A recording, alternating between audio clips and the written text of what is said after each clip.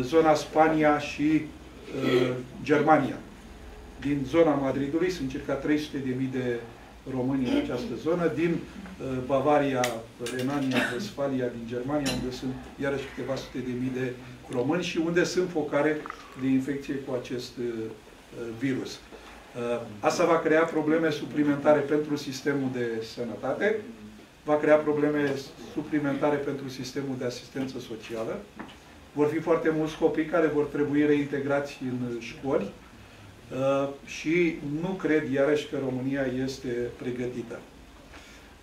Propunem și vom promova în aceste zile două inițiative legislative și vom cere procedură de urgență. În primul rând, o modificare în sensul amânării plății ratelor bancare cu 90 de zile pentru persoanele fizice, fără dobânzi majorate, penalizatoare.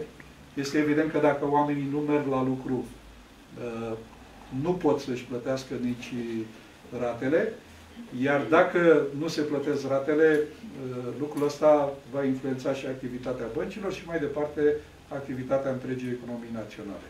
De asemenea, pentru companiile din domeniul Horeca, vom propune o inițiativă legislativă constând în sistarea plății impozitelor și contribuțiilor pentru salarii până la 1 septembrie 2020.